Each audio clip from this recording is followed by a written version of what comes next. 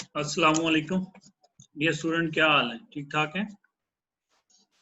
Wishing you good day. आज हमने बेटा नेक्स्ट लेक्चर पढ़ना है, that is the unit system. हम पढ़ रहे हैं कल से, 10th लेक्चर है हमारा। और मेरा तो अब आपको पता ही है, मोहम्मद ज़हीर इकबाल। यूनिट सिस्टम में कल हमने यूनिट सिस्टम, फिर transfer section of kidney, then type of nephron और स्ट्रक्चर ऑफ नेफ्रॉन पढ़ी। आज हम फंक्शन की बात करते हैं कि ये किस तरीके से फंक्शन परफॉर्म करते हैं और यूरिन फॉर्मेशन जो है वो किस तरीके से होती है। तो सबसे पहले हमें पता है कि नेफ्रॉन जो है उसमें फिल्ट्रेशन होती है। द फर्स्ट द फिल्ट्रेशन किस तरीके से होती है? फिल्ट्रेशन होती है बोमेन कैप्सूल के अंदर। बोमेन कैप्सूल में क्या है? There are the glomerulus. कल हमने पढ़ा कि ये ग्लोमेरुलस कैसे बना। ये बना जब afferent arterioles enter into Bowman capsule, then they divide and redivide to produce a glomerulus. अब ये जो कैपिलरी का सिस्टम है, बेसिकली ये कैपिलरीज का है। और ये जो कैपिलरीज हैं ये स्पेशल काइंड ऑफ कैपिलरीज हैं, क्योंकि बाकी कैपिलरीज की निस्बत इनकी वॉल्स जो होती हैं वो ज्यादा पोरस हैं, फिल्ट्रेशन का काम अच्छे तरीके से करती हैं ज्यादा पोरस होने की वजह से। अब इसके साथ साथ दैट प्रोवाइड द फ्रैक्शन, और जो एनर्जी आती है फिल्ट्रेशन के लिए वो एनर्जी हमें हार्ट प्रोवाइड करता है थ्रू द ब्लड प्रेशर, और उसको मेंटेन करने में ये कैपिलरीज जो हैं इंपॉर्टेंट रोल प्ले करती हैं, जिसकी वजह से प्रेशर फिल्ट्रेशन होती है। क्या होता है? Pressure filtration. ये ऐसे ही है जैसे आप पाइप पानी वाला है, अगर उसके आगे उसको थोड़ा सा आगे से दबा देते हैं तो उसका प्रेशर इंक्रीज हो जाता है और इस तरीके से उसमें एनर्जी ज्यादा बन जाती है, क्योंकि जब वो फोर्स प्रोवाइड होती है। तो कैपिलरीज भी बेसिकली यही काम करती हैं, जिससे प्रेशर फिल्ट्रेशन होती है। अब इस फिल्ट्रेशन के रिजल्ट में जो फिल्ट्रेट है that appear in Bowman capsule, वो कहाँ आ जाता है? बोमेन कैप्सूल के अंदर।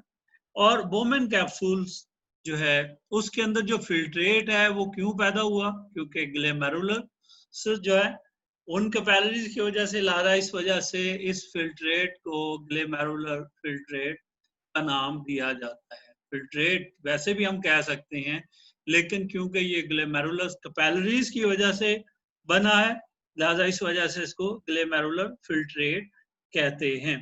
अब इस फिल्ट्रेट में जहां पे वेस्ट प्रोडक्ट हैं at the same time that have very useful substance which are present inside the filtrate, उनमें से चंद जो हैं लाइक उसमें ग्लूकोज है, उसमें अमाइनो एसिड्स हैं, उसमें मिनरल्स हैं, उस एक्वस सॉल्यूशन के अंदर बहुत सारे सॉल्ट्स हैं जो कि बॉडी को चाहिए हैं, जो कि बॉडी की रिक्वायरमेंट है, but they are present inside the filtrate. लिहाजा सेकंड पार्ट जो है वो इसका शुरू हो जाता है, और वो सेकंड पार्ट क्या है? That is the reabsorption, and that part is known as reabsorption। अब reabsorption क्या है? कि वो यूजफुल कंटेंट जो कि ग्लोमेरुलस ग्लोमेरुलर फिल्ट्रेट से बोमेन कैप्सूल में, बोमेन कैप्सूल से वो फर्स्ट कन्विलेटेड पोर्शन में आ गए जो कि प्रॉक्सिमल टिब्यूल्स हैं। They are known as proximal convoluted tubules. अब इन प्रॉक्सिमल कन्विलेटेड ट्यूब में से जो रीअब्जॉर्प्शन टेक प्लेस होती है into the pre tubular capillaries, और मोस्ट ऑफ बल्कि ऑलमोस्ट ऑल यूजफुल जो कंपोनेंट्स होते हैं, जो सब्सटेंस होते हैं जो फिल्ट्रेट में प्रेजेंट थे, they are reabsorb in the proximal part, and then when the materials जो है वो लेफ्ट करता है प्रॉक्सिमल पार्ट से toward the loop of Henle, तो उसमें मोस्टली वेस्ट प्रोडक्ट्स जो हैं वो प्रेजेंट होते हैं। तो तीन हिस्से हैं इसके कि पहला जो प्रॉक्सिमल टिब्यूल्स हैं उनमें जब फिल्ट्रेट इंटर होता है तो उसमें बहुत सारे यूजफुल सब्सटेंस होते हैं, वो तमाम के तमाम रीअब्सॉर्ब होते हैं इनटू द प्रीट्यूबुलर कैपिलरीज जो कि सराउंड कर रही हैं प्रॉक्सिमल टिब्यूल के इर्द गिर्द, और फिर जो वेस्ट प्रोडक्ट रह जाते हैं mainly they move into the loop of Henle. Then third part जो है वो दैट इज द सेक्रीशन, तीसरा पार्ट जो यूरिन फॉर्मेशन का है। सेक्रीशंस क्या होती हैं? तो ट्यूबुलर एपिथेलियम है, ये जो ट्यूब्स हैं जो कि प्रॉक्सिमल टिब्यूल्स हैं, फिर लूप ऑफ हेनले की, और इसी तरह से जो डिस्टल एंड की टिब्यूल्स हैं, ये टिब्यूल्स भी सक्रीशन करती हैं सब्सटेंस की इनटू द ल्यूमन। ल्यूमन का मतलब इसकी कैविटी, जो ट्यूब के अंदर कैविटी है उसको हम ल्यूमन कहते हैं। और ये जो सक्रीशंस होती हैं दे आर वेरी सिलेक्टिव। इनमें सबसे जो इंपॉर्टेंट है वो हाइड्रोजन आयन, ताकि फिल्ट्रेट की जो पीएच है उसको मेंटेन किया जा सके।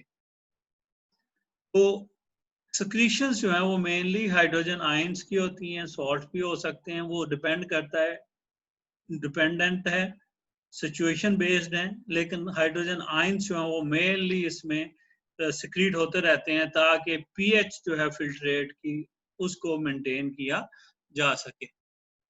अब ये एक जनरल हमारे पास डिवीजन है नेफ्रॉन की, के फर्स्ट रीनल कार्पेसल जिसमें बोमेन कैप्सूल और ग्लोमेरुलस है, इसमें फिल्ट्रेशन होती है। देन प्रॉक्सिमल कन्विलेटेड ट्यूब्यूल्स हैं जिसमें रीअब्जॉर्प्शन का प्रोसेस हो रहा है, और सक्रीशन जो अभी लास्ट में हमने बात की थी। अब इसमें तमाम जो important organic compound, glucose, ions, water और अदर जो इम्पोर्टेंट कंपोनेंट्स है वो तमाम के तमाम रीअब्जॉर्ब हो जाते हैं। देन लूप ऑफ फेनलिस है, ये कंसंट्रेशन जो है उसको बनाती है। अगर बॉडी में कंसंट्रेशन वाटर की कम है तो रीअब्जॉर्प्शन ज्यादा होगी, और अगर कम ज्यादा है तो कम होगी। इस तरीके से यूरिन जो है उसकी फॉर्मेशन होती है, और डिस्टल कन्वोल्यूटेड में फिर सक्रीशन होती है, और ऑप्शनल रीअब्जॉर्प्शन होती है वाटर की और अदर सब्सटेंस की। इसी तरह से डिस्टल जो टिब्यूल है, कलेक्टिंग डक्ट जिसको हम कहते हैं, वो उसके साथ कनेक्टेड है, वहां भी वाटर जो है वो वेरिएबल रीअब्जॉर्ब होता है, और वो भी डिपेंड करता है बॉडी की कंसंट्रेशन के ऊपर। अब हमारा नेक्स्ट जो है that is the concentration of excretory product, अगला टॉपिक जो है। अब आप देखते हैं कि जो एक्सक्रीशन है उसमें जो सबसे इम्पोर्टेंट चीज है वो है वाटर की सप्लाई। तो बॉडी को वाटर को कंजर्व करना है इन रिस्ट्रिक्टेड सप्लाई, और अगर रिस्ट्रिक्टेड सप्लाई नहीं है, एक्सेसिव नहीं है, तो फिर अपनी रिक्वायरमेंट के मुताबिक जो है वो कन्वर्ट उसको रिक्वायर होता है, लिहाजा उस सूरत में डुलीट जो है वो यूरिन फॉर्मेशन होती है। अब ये जो डिपेंड करता है बॉडी की कंडीशंस के ऊपर। कंजर्वेशन ऑफ वाटर जो है वो डिपेंड करती है फिर कंसंट्रेशन ऑफ फिल्ट्रेट के ऊपर, और कंसंट्रेशन ऑफ फिल्ट्रेट जो है that depend upon two mechanism inside the kidney. एक है हार्मोनल और दूसरा है काउंटर करंट मल्टीप्लायर, जिसको हम काउंटर करंट मैकेनिज्म भी कहते हैं आम में। अब सबसे पहले हम हार्मोनल मैकेनिज्म पढ़ेंगे कि उसमें वाटर की कंजर्वेशन जो है वो कैसे होगी, और फिल्ट्रेट की कंसंट्रेशन कम या ज्यादा किस तरीके से होती है। अब हमें पता है कि हमारी बॉडी में जब वाटर की कमी होती है, रिस्ट्रिक्टेड सप्लाई होती है, तो एक हार्मोन सक्रीट होता है पिट्यूटरी से जिसको हम कहते हैं एडीएच, एंटी डायूरेटिक हार्मोन है, which produce from the pituitary gland, ये जो हार्मोन है पोस्टीरियर लोब से ये सिक्रीट होता है पिट्यूटरी की, और जब ये रिलीज होता है तो ये reabsorption of water from filtrate को इंक्रीज कर देता है, लिहाजा यूरिन जो है वो कंसंट्रेटेड होता है और बॉडी जो है दैट कंजर्व द वाटर, और कंसंट्रेशन जो है फिल्ट्रेट की वो ज्यादा हो जाती है। अब दूसरी कंडीशन क्या है? When there is excess supply of water, पानी के अंदर फ्लडेड कंडीशन है, बॉडी की वाटर ज्यादा है या सप्लाई ज्यादा है, तो उस सूरत में एडीएच कम सिक्रीट होगा। जब एडीएच कम सिक्रीट होगा तो रीअब्जॉर्प्शन जो है ऑफ वाटर फ्रॉम फिल्ट्रेट वो भी रिडक्शन हो जाएगी, और यूरिनेशन जो है उस सूरत में यूरिन फॉर्मेशन जो है वो डिल्यूट होगा और लार्ज वॉल्यूम होगा। पहले में वॉल्यूम कम हुआ और कंसंट्रेटेड था, अब इसमें क्योंकि पानी ज्यादा है बॉडी के अंदर, लिहाजा वाटर ज्यादा रिमूव होना है, तो उस सूरत में यूरिन जो है वो भी डिल्यूट होगा।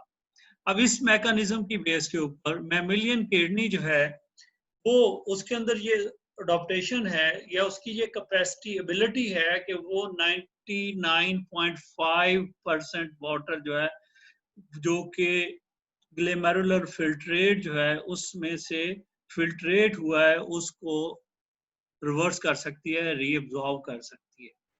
अगर देखा जाए तो जो ग्लोमेरुलर फिल्ट्रेट है उसका रेट है 125 मिलीलीटर पर मिनट के हिसाब से, और उसमें से 124 मिलीलीटर पर मिनट जो है वो रीअब्जॉर्ब हो जाता है इनसाइड द किडनी। तो इस तरीके से कंजर्वेशन ऑफ वाटर होती है। अब दूसरा मैकेनिज्म काउंटर करंट मल्टीप्लाई, इसको हम काउंटर करंट मैकेनिज्म भी कहते हैं।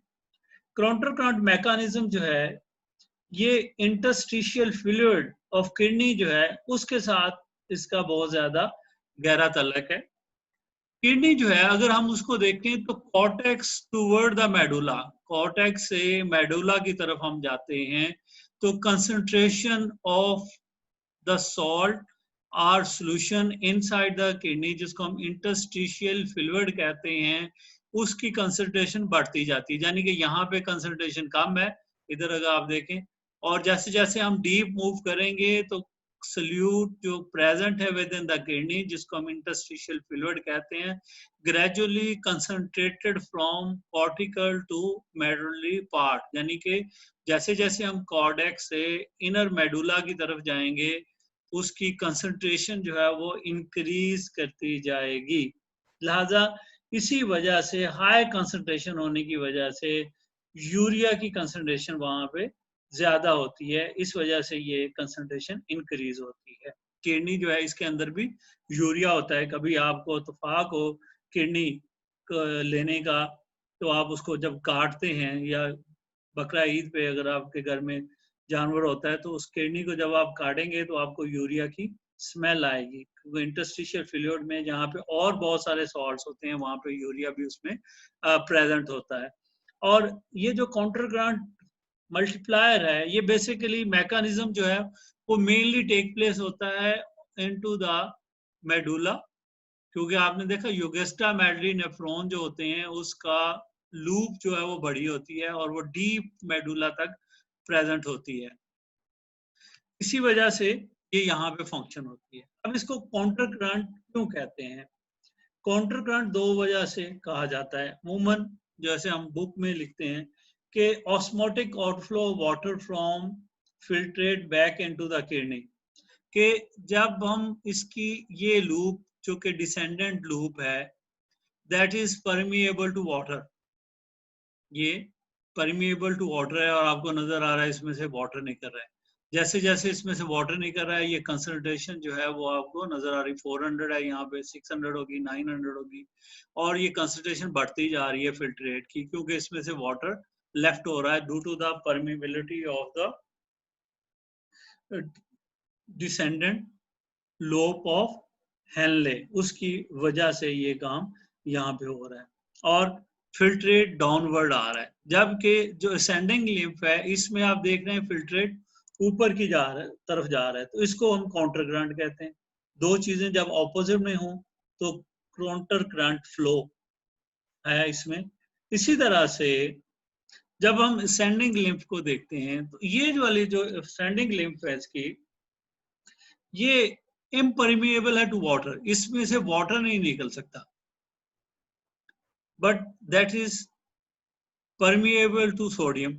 और सोडियम जो है वो यहाँ पे एल्डोस्टेरोन हार्मोन जो है उसके अंडर कंट्रोल होता है, और यहाँ से active transport say that left the filtrate, वो ब्लड जो इंटरस्टिशियल फ्लूइड है उसमें जाता है, और that is followed by passively, passive movement से फिर क्लोराइड आयंस जो हैं वो भी इंटरस्टिशियल फ्लूइड में मूव करते हैं, जिससे कंसंट्रेशन ऑफ सल्यूट फिल्ट्रेट जो के ट्यूब्यूल की ल्यूमन में है वो कम होना शुरू हो जाती है, क्योंकि यहाँ पे वाटर निकला तो कंसंट्रेटेड होती गई, और जब ऊपर की तरफ गया तो कंसंट्रेशन कम होती गई। क्यों कम होती गई? क्योंकि अब इसमें से सॉल्ट जो है वो बाहर निकल रहे हैं, तो वो सॉल्ट जो है उसमें सोडियम ट्रांसपोर्ट जो है दैट इज एक्टिवली अपटेक हो रही है, एक्टिव ट्रांसपोर्ट से हो रही है।